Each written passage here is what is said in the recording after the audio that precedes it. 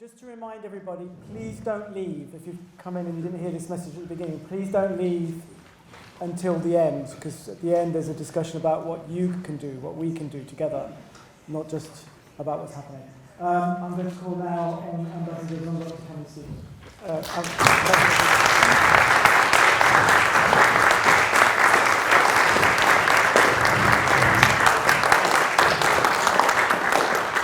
Thank you very much. What an honor, really, to be here among friends and colleagues and scholars, professors, students. And I really should start by thanking the organizers for today, BRECUP, the British Committee for the Universities of Palestine, thanking UCL, UCU branch for inviting us, arranging today's very timely discussion. Indeed, my friends, these are dark days, very dark. What we are seeing in Palestine is a clear and deliberate act and intent of genocide and ethnic cleansing. Many politicians I have encountered in the last 110 days or so, since the 7th of October, have been saying that Israel had no plans. It's obvious that there is no military plan, there is no political plan. Israel did have and does have a plan, and it has executed its plan almost to its fullest, which is the complete destruction of Gaza, turning Gaza unlivable, lifeless, and they have done so systematically, and their intention has been abundantly declared and confirmed. And not only in Gaza, but also in the West Bank. You may have been following the killing of hundreds of Palestinians and the rounding of thousands of Palestinians without trial or charge. More than 6,000 since the 7th of October, only in the West Bank. In Gaza, however, the intent of genocide is very clear. The project of ethnic cleansing is very clear and ongoing for 75 years. It has not stopped for a day. Sometimes it's slower, creeping, and sometimes, like the last 3.5 months, it is just done in a wholesale, industrial scale matter. And they are going about it sector by sector. There is genocide, there is politicide, i.e. making sure that the Palestinians are leaderless, and there is sociocide, which is depriving the society of its academics, elites, and now there is a new term we are following. But sector by sector, the new term is idiocide. Sector by sector, Israel has decimated Gaza's health sector, decimated, leaving just 14 partially functioning hospitals out of the 36. Not one hospital is fully operational, not one in the whole Gaza. More than 300 healthcare workers have been killed, 300. Doctors, nurses, medics, along with more than 165 UN aid workers. This is the deadliest conflict for aid workers in any conflict in this whole century. Around 90 journalists have been killed in Gaza, making the last 3 months the deadliest for journalists since the Committee to Protect Journalists started keeping count in 1992, the highest since the count began, of journalists. Israel has decimated Gaza's housing stock. Housing. 70% of Gaza's homes, including my family's homes, have been damaged or destroyed. UN facilities, by definition civilian, have been targeted, and the number of UN staff killed makes this the deadliest conflict for the UN itself since it was created in 1945. People are saying that Israel is violating international law and the UN rules. Israel is bombing the UN.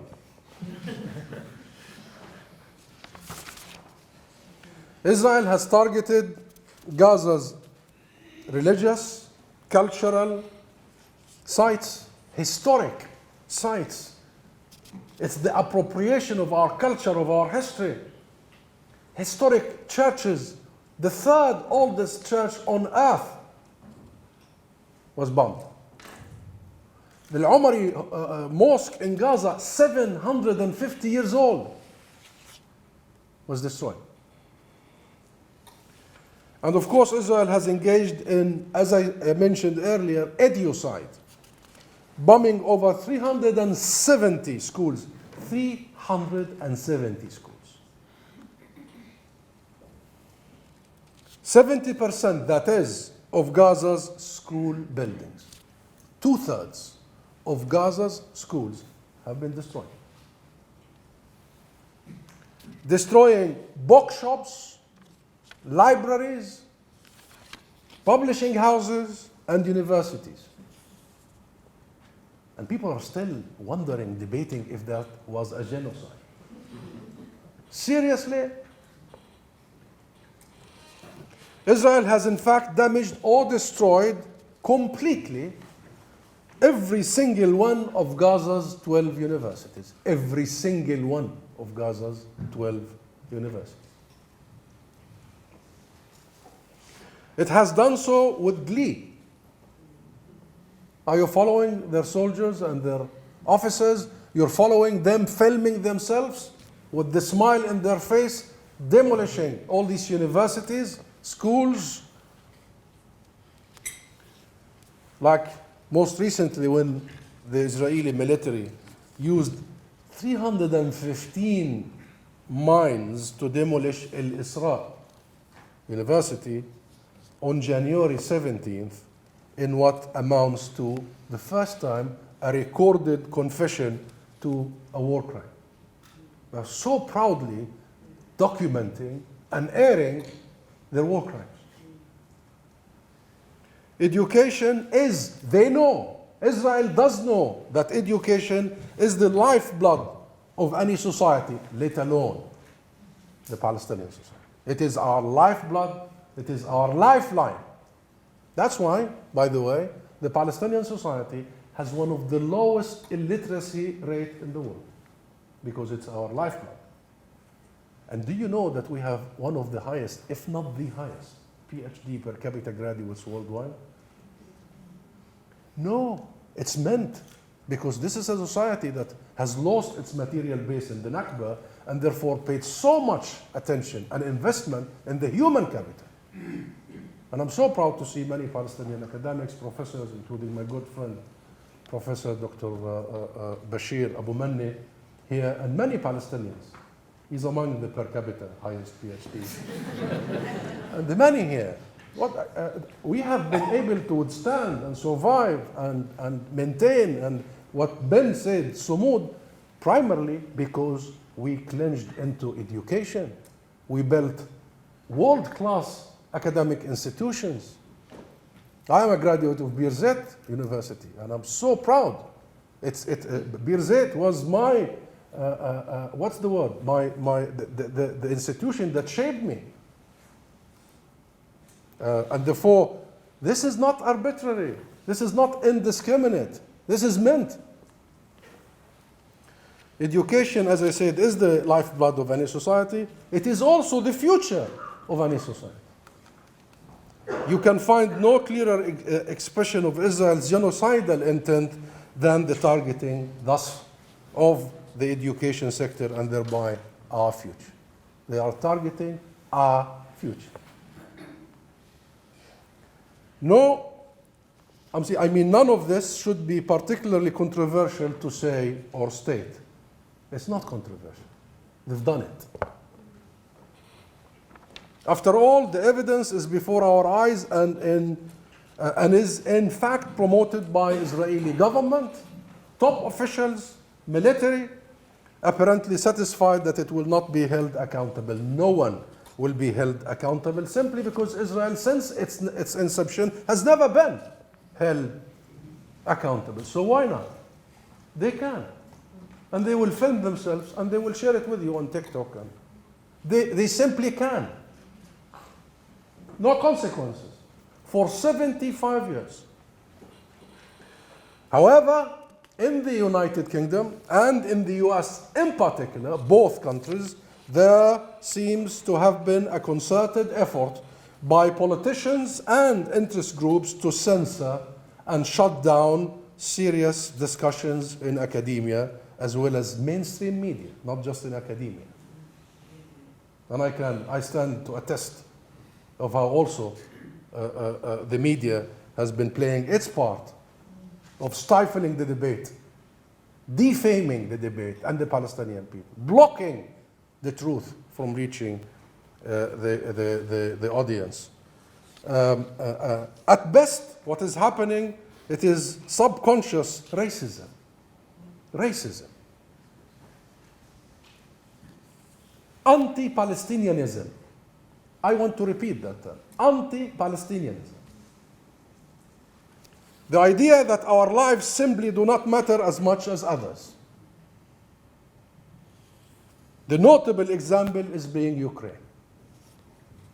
I mean, just I go into the BBC studios or CNN or all these mainstream Western media, the Israeli ambassador or the Israeli representative will just be a few minutes before me.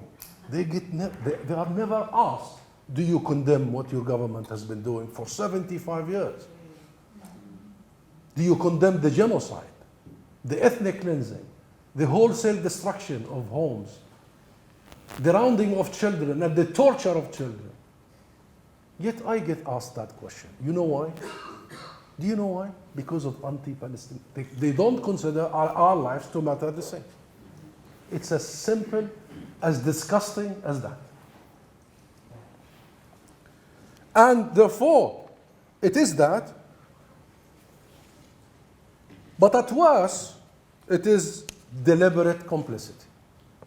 So at best, it's racism. But at worst, it is deliberate complicity because it cannot be ignorance. I mean, in today's world, nobody can claim ignorance. Excuse me. While mainstream media has generally done a shameful job of covering Israel's genocide in Gaza, there is enough coverage for people to understand the facts correctly. Despite censoring attempts, social media, of course, has also played a crucial role in bringing the truth out. Bringing the truth out. So my friends, on the backdrop, new and more innovative ways of stifling debates have been pursued. And the UK has been following the US example, unfortunately, for stifling the debate, censorship.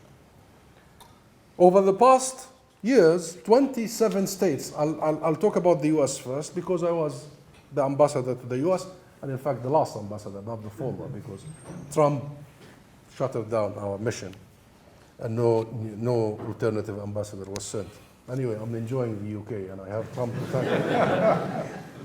So 27 states in the US have adopted legislations that would penalize companies, organizations, or individuals who engage in or call for any act against illegalities that Israel commits. Any boycott of Israel. In 17 of these states, the legislation explicitly targets even those who would boycott illegal settlements in occupied territory. Illegal settlements, which has international consensus, and it's illegal not only according to international law, but US law and UK law. Here in the UK, we have the so-called anti-boycott law making its way through Parliament, and we've just heard about that law. This law explicitly bans local authorities from exercising any moral judgment, ethical judgment over investments or purchases from Israel, and fails to distinguish between Israel and Israel's expansion. There's no distinction between Israel and the occupied territory. In fact, deliberately, on purpose, in that law, Israel, the occupied territories, and the Golan Heights are lump sum in one paragraph to erase any distinction. This is beyond stifling debate. This is a clear abuse of law. This is legislating in the law of the UK a bill that would effectively shield illegalities and war crimes clearly defined in international law. Settlements are defined as war crimes in international law. Yet, the UK government is writing in law a legislation that would shield these settlements from any accountability. In the US, especially since October the 7th, prominent voices have called for the dismantlement of certain student groups and rescinding of federal funding for universities that advocate for justice for Palestine. Here in the UK, schools have prevented students from expressing their opinions about Palestine.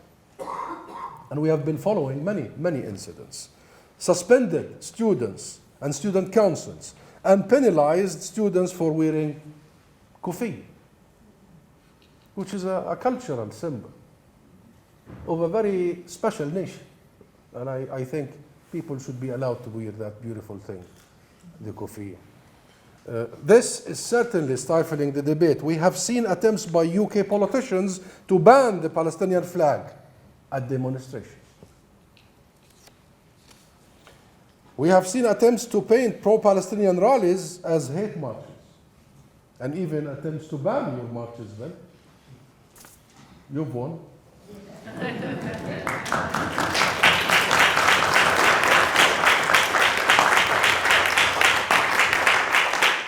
And I must say that millions of people won with you all over the UK and worldwide. We have seen suggestions that pro-Palestine demonstrations should pay for the policing of demonstrations because these are very large demonstrations. Large they are, I must say. Large they are.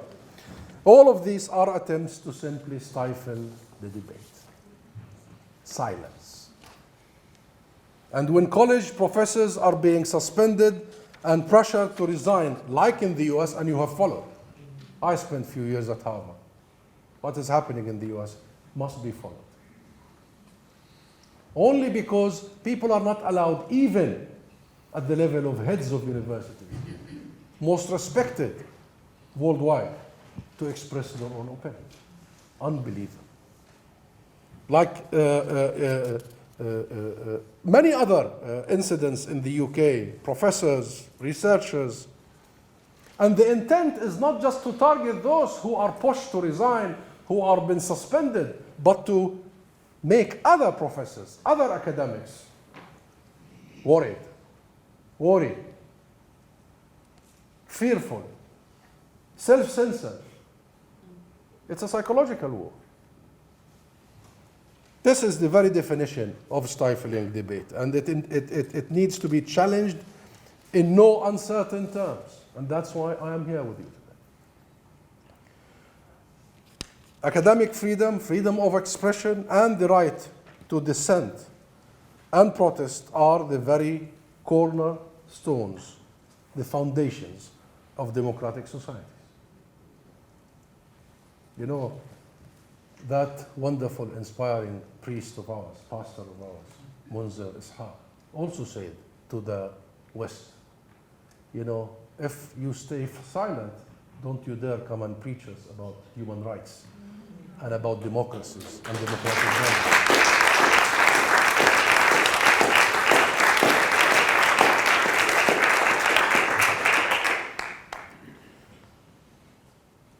So what is happening, that debate should be stifled over what is clearly an unfolding genocide, is appalling.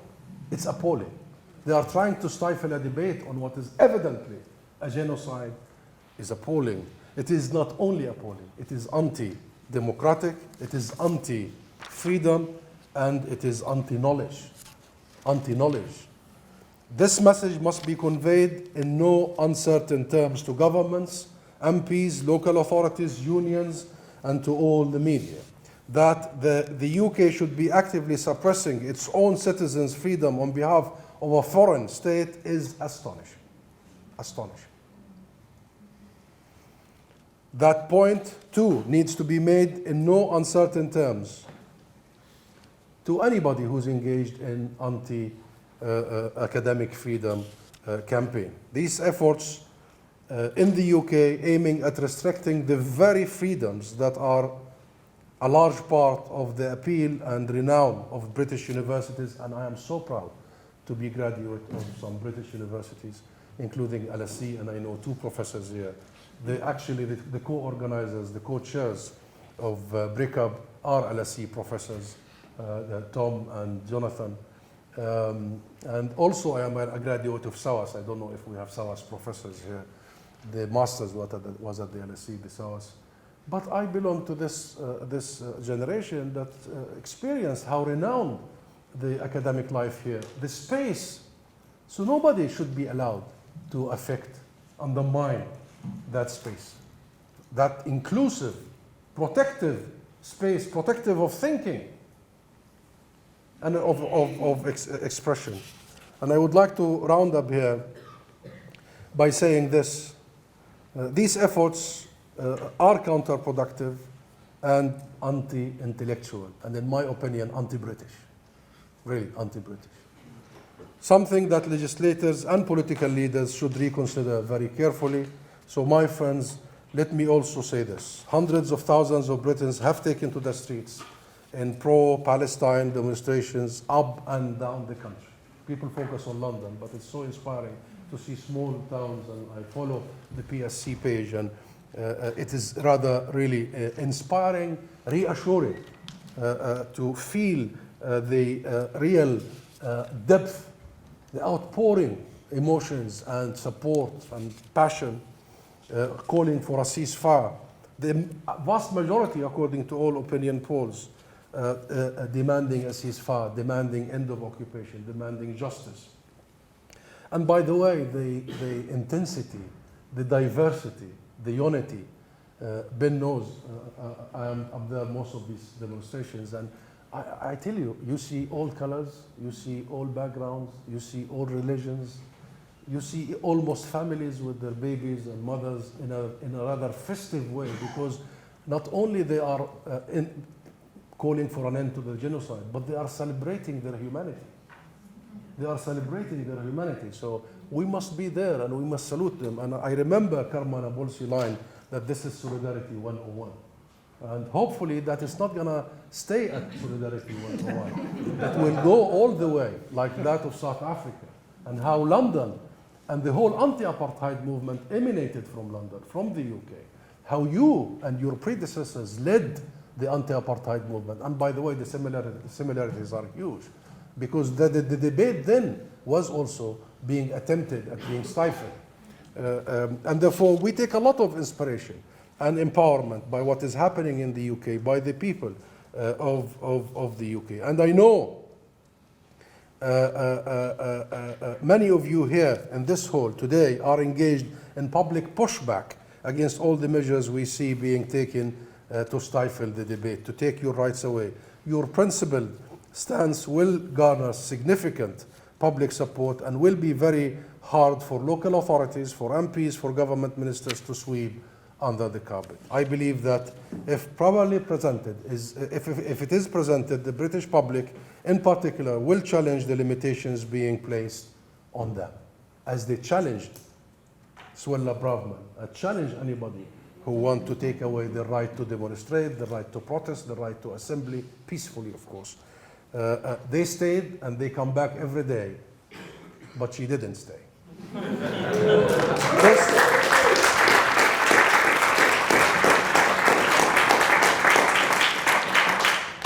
You're going to get me in trouble then.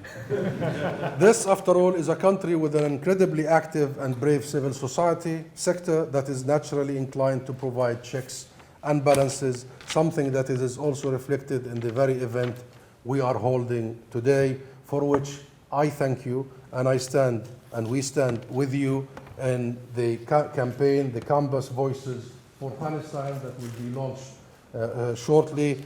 We need to build walls, firewalls around our freedoms, around our rights. And I believe today is one of these firewalls. So thank you and keep going.